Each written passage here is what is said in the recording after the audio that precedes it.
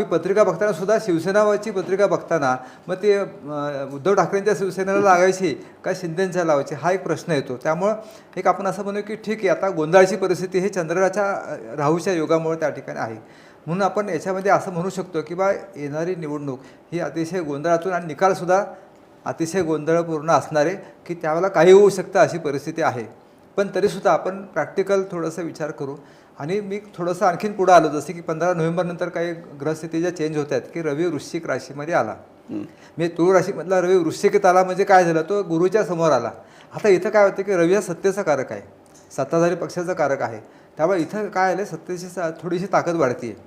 15 नोव्हेंबरच्या आधी निवडणूक झालं तर कदाचित सत्ताधाऱ्यांना ती अडचणी 100% सत्ता आपण म्हणलं असतं की सत्तांतर होणार.